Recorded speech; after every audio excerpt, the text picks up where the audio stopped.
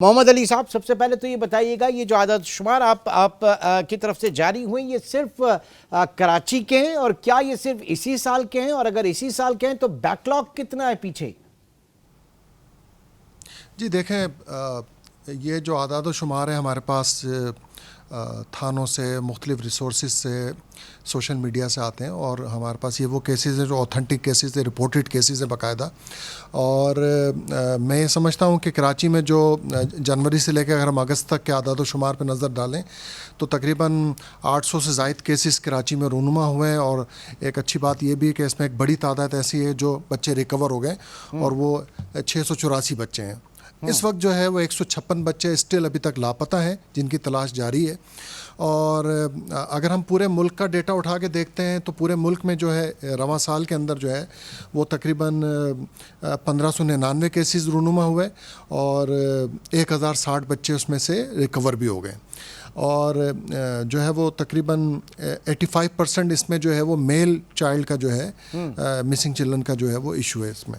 और अगर हम ये देखते हैं कि सबसे ज़्यादा किस प्रोविंस में केसेस हुए हैं तो सबसे ज़्यादा सिंध के अंदर ही केसेस गुमशुदगी के रूनुमा हुए हैं। मैं आता हूँ ज़रा उसके ऊपर आता हूँ सर, मैं आता हूँ बारी बारी, लेकिन पहले ये बताइए कि जो बच्चे रिकवर हुए, जो बाजियाब हुए, आपने उनका केस अभी स्टडी किया होगा, तो ये बताइए कि मोडास ऑपरेंडी क्या होता है? ये जो बुर्दा फरोश होते हैं उनका क्या होता है? फिर ये बच्चे जो लापता होते हैं, पता होते हैं, फिर ये बाजियाब हो जाते हैं, होता क्या है? इन जनरल आपके सामने क्या चीज़ें आ रही हैं कि ये वजूहत है जिसकी वजह से ये सारी चीज़ें होती हैं?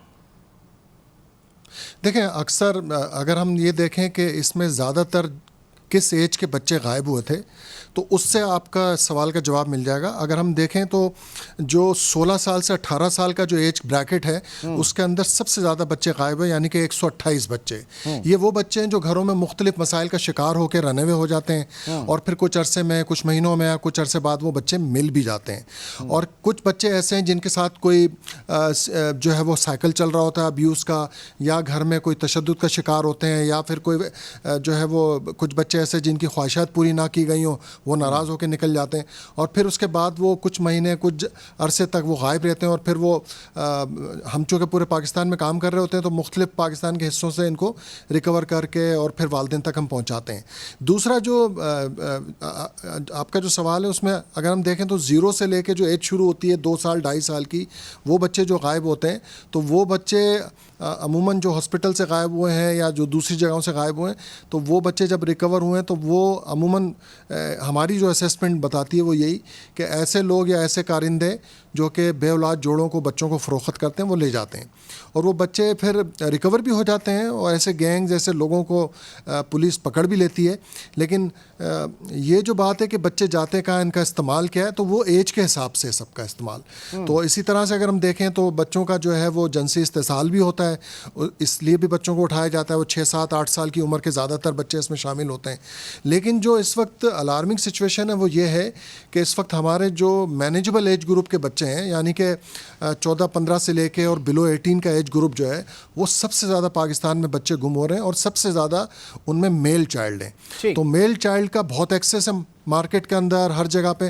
तो इस वजह से अब आप देखेंगे तो ये वाक़यात कोई नई बात नहीं है। सन 1999 में जावेद इकबाल नामी शख्स ने भी इसी एज ब्रैकेट के बच्चों को निशाना बनाया था और 100 से ज़ायद बच्चों का मर्डर किया था। उसने अपने आप को सरेंडर किया था एक मुकामी अखबार के दफ्तर में। तो वो स्टोरी भी अगर आप उठा के देखें तो बिल्कुल सिमिलर नज़र आती है कि ये जो एज ब्रैकेट है ये सबसे ज़्यादा उभर रहा है।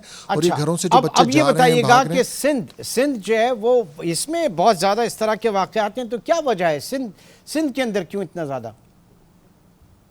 देखिए, मैं आपको बताऊं, ये कोई टेंस वाली बात नहीं है। पूरे पाकिस्तान में हमारे पास केसेस रिपोर्ट होते हैं। हमारी हेल्पलाइन 1138 के ऊपर पूरे पाकिस्तान के हर हिस्से से केस रिपोर्ट होते हैं। अगर सिंध में सबसे ज़्यादा केसेस इस रवां साल में रिपोर्ट हुए हैं तो इस बात को हमें पॉजिटिव लेना चाहिए, क्योंकि इस वक्त जो पुलिस का जो हराइकी है, ऊपर से जो हमारे आईजी साहब है, एडिशनल आईजी कराची हैं, जो जोन्स के डीआईजीज हैं, जो पूरे जो बाला अफसरान हैं पूरे हमारे पुलिस के, वो बहुत सेंसिटाइज हैं और इसमें सपोर्ट कर रहे हैं बाकायदा। तो यानी आप इसको उस पैरामीटर में ले रहे हैं कि कम से कम रिपोर्ट हो रहे हैं, आप ये कह रहे हैं ना कि कम से कम रिपोर्ट हो रहा है। जी देखें रिपोर्टिंग का माहौल अच्छा हुआ थानों में तो केस रिपोर्ट हो रहे हैं, अब सामने आ रहे हैं, उन पर काम हो रहा है अब। सही है ना, जहाँ रिपोर्ट नहीं होते थे तो फिर ये होता था कि बच्चे नहीं गुम हो रहे, लेकिन अगर रिपोर्ट हो रहे हैं और वो सामने आ रहे हैं तो उन पर काम भी हो रहा है। तो ये एक अच्छा अमल है कि थाने में जो ये माहौल बना है कि रिपोर्टिंग हो रही है। पहले देखें ना, अगर गुज़िश्ता कई सालों में आप उठा के देखें तो गुमशुदा बच्चों के केसेस को जो है वो अवॉइड किया जाता था। सीवियर निगलेक्ट इशू था ये। अब बाकायदा पुलिस की हमने मिलकर सेंसिटाइजेशन भी की है। पुलिस के जो बाला अफसरान आए वो माशाल्लाह से अब हमें सपोर्ट भी करते हैं। तमाम थानों में उन्होंने बाकायदा इस तरह के नोटिफिकेशंस जारी किए हैं कि एफआईआर दर्ज ना करने की बाकायदा सजाएं दी जाएंगी। तो इस वजह से अब थाने में अब शाज़ो नाजिर कोई एक केस ऐसा होता है, हमारी नॉलेज में ये बात है कि शायद कोई वालिदैन थाने गए हों कराची में या सिंध के किसी हिस्से में और उनको ये कहा गया हो कि आपकी एफआईआर दर्ज नहीं होगी। पहले ये बात शिकायत बहुत ज़्यादा आम थी, लेकिन अब नहीं है ऐसी। और आप समझते हैं कि इन बच्चों की बाजियाबी के लिए, इनकी तलाश के लिए जो इदारे एक वेल कोऑर्डिनेटेड एफर्ट के साथ काम कर रहे हैं? जी बिल्कुल, और कोऑर्डिनेटेड एफर्ट के साथ काम कर भी रहे हैं और मज़ीद करने की ज़रूरत भी है। देखें, हमारे पास डेडिकेटेड जो है वो पुलिस के पास जो है एंटी वायलेंट क्राइम सेल का एक एजेंसी मौजूद है। बाकायदा बहुत ज़बरदस्त उनका काम होता है। वो बाकायदा रैंसम के, किडनैपिंग के केसेस को देखते हैं और बड़े ट्रेंड लोग हैं वहाँ के। इसी तरह से CPLC का अदारा है जो उनके साथ मिल के काम करता है। इसी तरह से सोशल वेलफेयर डिपार्टमेंट है, चाइल्ड प्रोटेक्शन अथॉरिटी मौजूद है, चाइल्ड प्रोटेक्शन यूनिट्स मौजूद हैं। उसके अलावा अगर आप देखें बहुत अच्छा मॉडल पंजाब में child protection and welfare bureau का मौजूद है। ये वो सारा एक पैकेज है पूरा कि अगर एक बच्चा घर से गायब होगा जाएगा तो ये सारे इदारे मिलकर काम कर रहे होते हैं इसमें। अच्छा, एक चीज मोहम्मद अली साहब, आप इदारों की बात कर रहे हैं। ज़ैनब कसूर का जो वाक़या था, ज़ैनब मर्डर केस के बाद ज़ैनब अलर्ट एक ऐप बनी।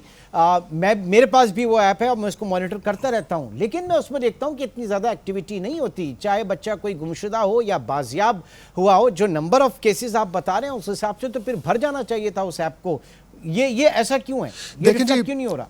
देखें जी, ये जो Zainab alert response and recovery act 2020 की जो बात कर रहे हैं, ये जब मार्च 2020 में ये पास हुआ और एक्ट की शक्ल इख्तियार कर गया, तो इसके अंदर ये था कि एक अथॉरिटी कायम होगी, उसके DG हायर होंगे, उसके बाद इसके रूल्स ऑफ बिजनेस बनेंगे, SOPs बनेंगी। वो काम तकरीबन अब आधे से ज़्यादा हो चुका है। अथॉरिटी कायम हो चुकी है, सेंट्रलाइज डेटाबेस पे काम किया जा रहा है। जो प्राइम मिनिस्टर का जो पोर्टल है उसके अंदर जो ये सिस्टम मौजूद है कि आप वहाँ पर जाके गुमशुदा बच्चे की शिकायत कर सकते हैं। और ज़ैनब अलर्ट ऐप भी जो है वो बाकायदा सरकारी सतह पे काम कर रही है। ये भी कल्चर मुतारिफ हुआ है। तमाम सूबों के IGs को, पुलिस को ये बात बताई जा रही है कि अब जो है ये एक्ट आ गया है और मिसिंग चिल्ड्रन का इशू जो है वो अब कॉग्निजेबल ऑफेंस हो गया पाकिस्तान के अंदर।